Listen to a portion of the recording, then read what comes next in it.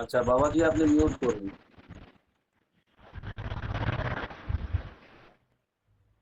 নাজিম, নাজিম লেখা রয়েছে। হজরত মিউট করুন, আপনার হুম এখানে একটু আওয়াজ আসছে।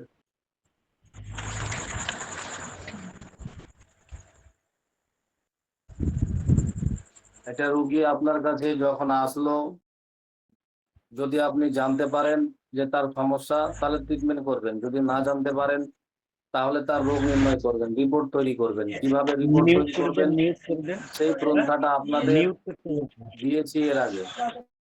তারপরে যদি আপনি জানতে পারেন যে জিনের বা সমস্যা, তো জিনের ট্রিটমেন্ট করবেন। জাদুর সমস্যা, তো জাদুর ট্রিটমেন্ট করবেন। জাদুর তদবির এখনো দেইনি, তবে দৃষ্টিগত জিনের সমস্যাগুলো এর আগে বাউদ্দিন সাহেবের আমি দিয়েছি। গত 2 দিন থেকে আসরকৃত জিন ধরার পদ্ধতিগুলো দিচ্ছি।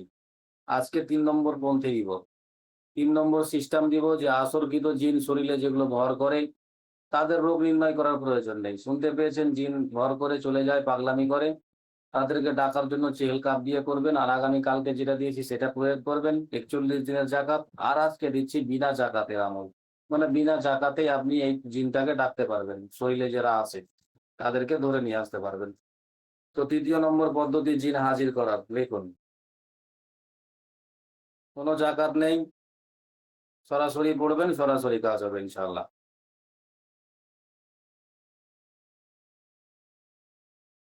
3য় পদ্ধতি আজকে দিচ্ছি শরীরে জিন ডাকার, লিখুন 3 নম্বর পদ্ধতি।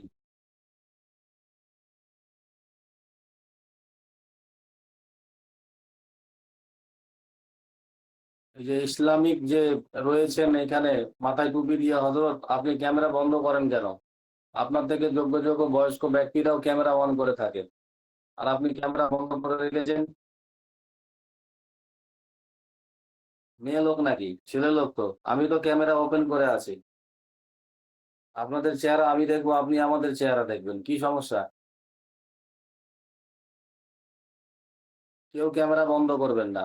আমি কি দুশ্মনী করে আছি কারোর সঙ্গে?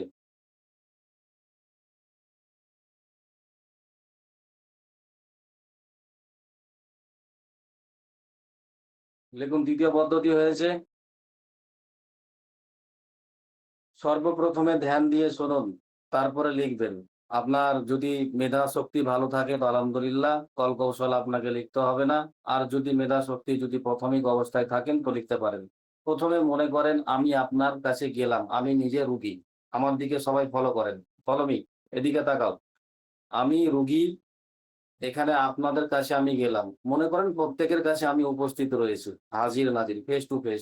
হয় ফেসবুক থেকে নাম্বার নিয়ে হোক, সরাসরি নাম্বার নিয়ে হোক, বা থাম্বনেল দেখে নাম্বার নিয়ে হোক, যেই করে হোক প্রচার আপনার নাম হয়েছে, আমি গিয়েছি উপকার পাওয়ার জন্য। আপনি আমাকে হয় ভিডিও কলে দেখবেন, না হয় সরাসরি দেখবেন।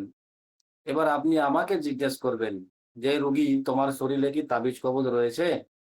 যদি আমি বলি যে হ্যাঁ হজরত তাবিজ কবজ রয়েছে, তা আপনার হুকুম হবে যে আপনি তাবিজ কবজটা খুলে একটা ভালো স্থানে রেখে দিন, যাতে শরীরের সঙ্গে রিকানেক্ট হয়ে থাকে, শরীরের সঙ্গে যেন কানেকশন না থাকে।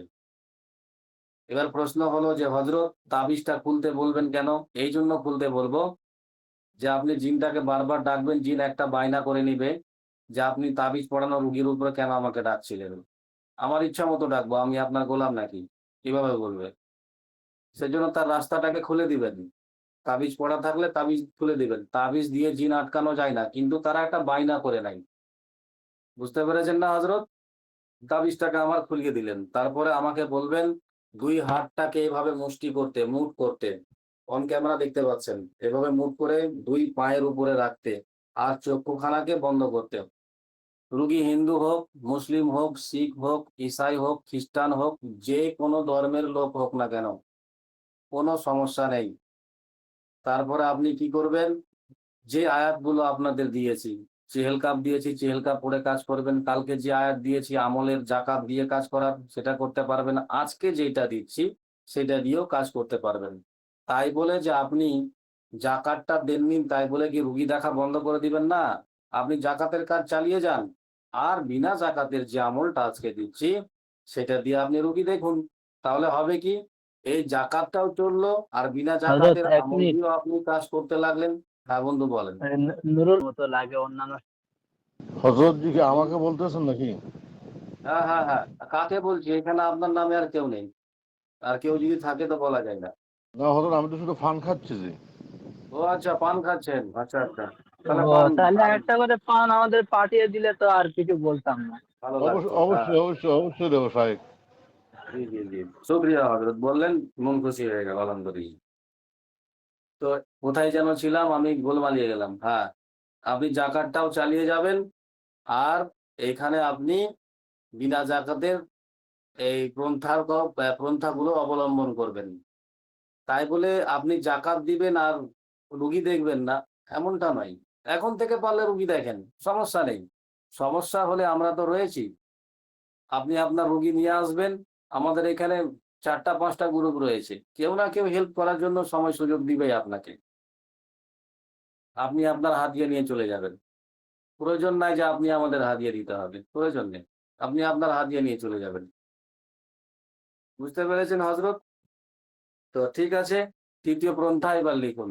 এতটুকু বুঝতে পারলেন কিনা? একদম জলের মতো, আমার জ্ঞান বলে যে আমি জলের মতো বুঝালাম। এবার আপনাদের মধ্যে যদি বুঝতে ভুল হয় তো আমাকে প্রশ্ন করুন, আমি আবার উত্তর দিতে রাজি আছি।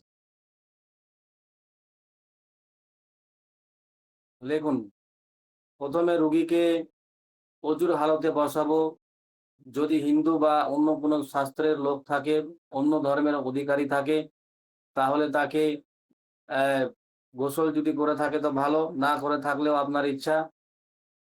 তার তাবিজ কবজগুলো খুলতে বলবেন এবং বাবু হয়ে বসতে বলবেন। 2 হাতটাকে মুঠ করে চোখ বন্ধ করতে বলবেন।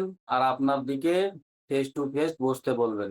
ভিডিও কলে হোক বা সামনাসামনি হোক, যে কোনো সমস্যা নেই, কোনো সমস্যা নেই। এটুকু নিজের ভাষায় লিখুন। রুগীকে সামনাসামনি বসাবো, ভিডিও কলে হোক বা সামনাসামনি হোক। রুগীর শরীরে মাদুলি তাবিজ কবজ থাকলে খুলতে বলবো। 2 হাত মুঠ করে বসতে বলবো এবং চক্ষুখানা বন্ধ করতে বলবো।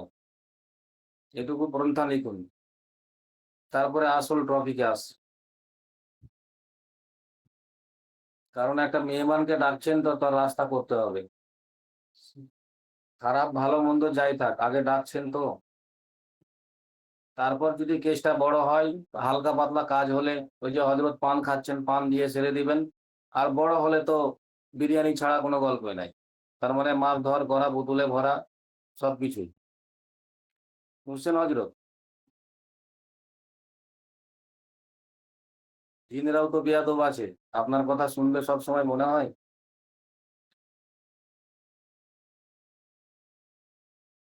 বলবো না ক্যামেরা অন করতে, কারণ যে উনি একটু বন্ধু টাইপের লোক। উনি ক্যামেরা বন্ধ রাখলেও অসুবিধা নাই। তো ঠিক আছে হযরতগণ, লিখুন। ইস্তেগফার একবার, দরুদে ইব্রাহিম একবার। এখানে প্রথমে দরুদে ইব্রাহিম প্রথমে পড়বেন, ইস্তেগফার পরে পড়বেন। কারণ রয়েছে। প্রথমে দরুদে ইব্রাহিম একবার পড়বেন, ইস্তেগফার একবার পড়বেন। একবার পড়ে একটা ফুক।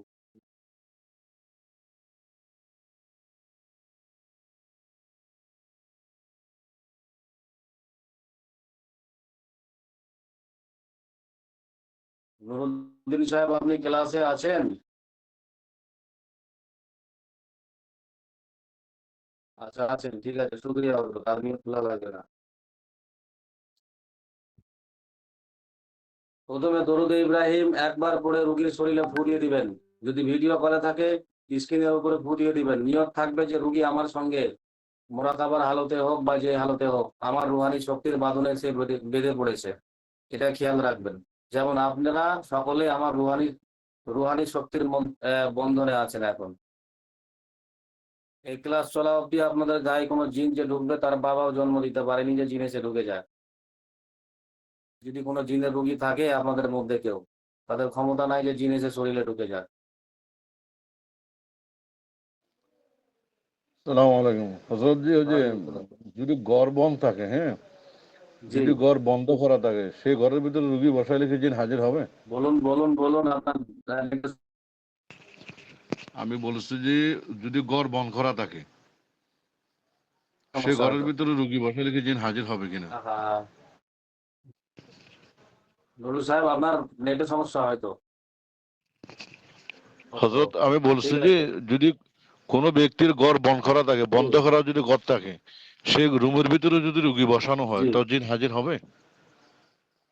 সময় লাগবে, জি জি, আমি এরকম একটা সময় লাগবে। প্রবলেমে পড়ছি, এই জন্য বলতেছি জি।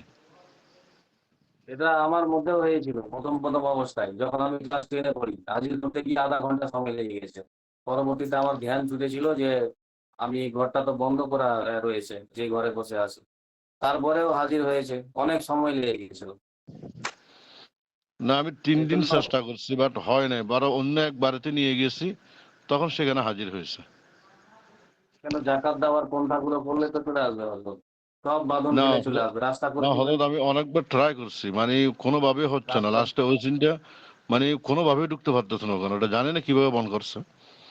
পরে অন্য এক রাস্তা, বাসা নেওয়ার পরে সাথে সাথে এসে গেছে, ও এসে বলছে যে কি, যে আমার ওখানে ঢুকার মতো কোনো সিস্টেম ছিল না, আমি ঢুকতে পারিনি। রাস্তা করে দিতে হয় তখন। ও রাস্তা করে দিলে ঢুকে যাবে। ওই 32 টাকা কেটে দিতে গেলেই ঢুকে যাবে। আপনি সময় 1 মিনিট 10 মিনিটের মধ্যে সময় দিবেন যে রাস্তা করে দিয়েছি, চলে আসবে ইনশাল্লাহ। আচ্ছা, ক্লাসে দিবনি, পাবেন ইনশাল্লাহ, পাবেন। তারপরে সূরা ফাতিহা একবার পড়ে একবার ফু দিয়ে দিবেন শরীরে।